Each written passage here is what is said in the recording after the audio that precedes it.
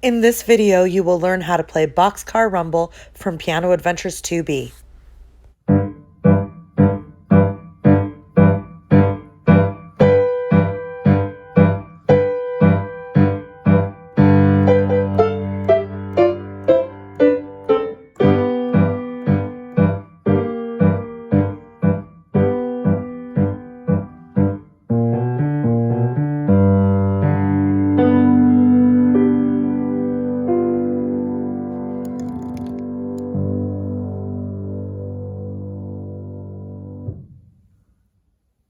We're in the Piano Adventures 2B lesson book, and we are learning a song in here called Boxcar Rumble.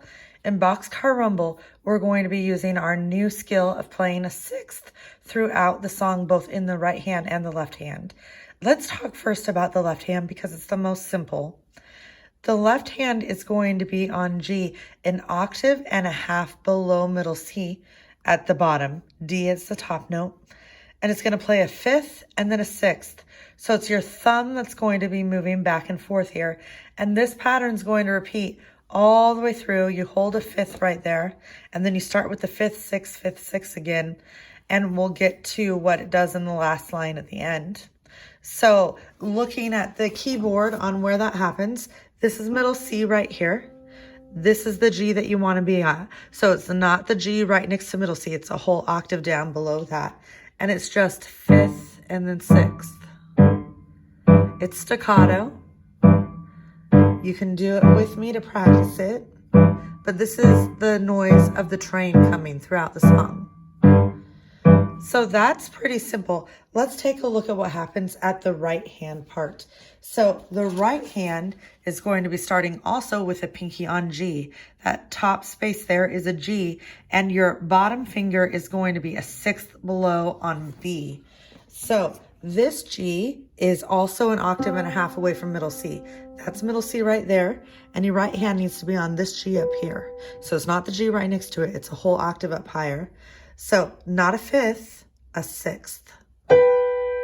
And you play that twice.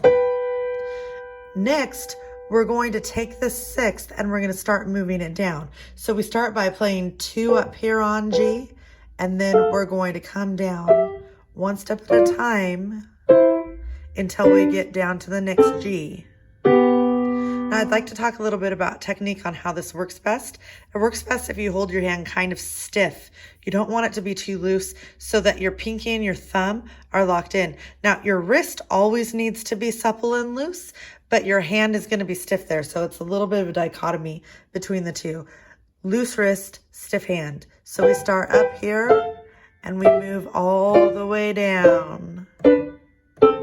I'm going to have you practice that with me. We're going to start out by doing it slow because it's easiest to figure out this technique slowly. 1, 2, ready, begin. Remember, a stiff hand, but a loose wrist. Good. If you need to, you can pause the video and practice that a couple more times. I'm going to try to do it a little bit faster now. 1, 2, ready, go.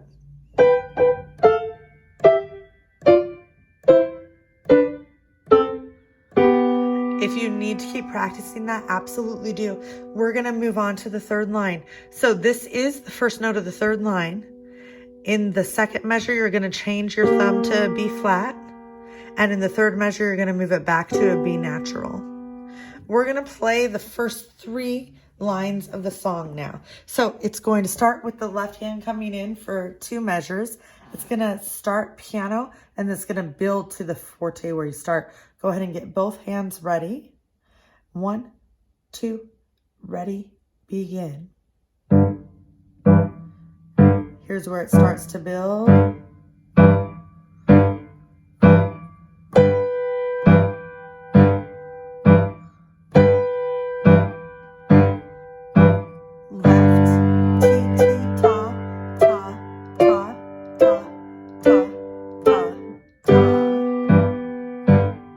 A little quieter, and this gets a little quieter. Good. If you need to go ahead and pause and do that again, I'm going to move on to the last line. the last line is primarily going to be your left hand. Your left hand's going to start by playing this fifth staccato. Then it's going to be A flat, B, D, and you're going to play that twice. Please remember that a sharp lasts in a measure, even if it's not written again. For the whole measure, that sharp will exist. So that A is sharp in both places. So it's 3, 2, 1, 3, 2, 1 with the same notes. So that measure again is ta, ti, ti, ti, ti, ti, ti. Then you go 5, 1. The pedal does go down here. And these are the notes your right hand was on before, and then this F. And then last, you're going to play a G down 1 octave. I know it's off screen from what you can see in the video. Let's try that last line again. So we'll get both of our hands where they were.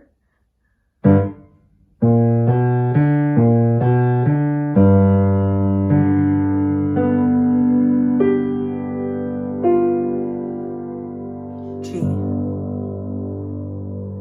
Now you know all the pieces you need to know to play the Boxcar Rumble. As you practice Boxcar Rumble this week, I would like you to play it 3 times a day at least.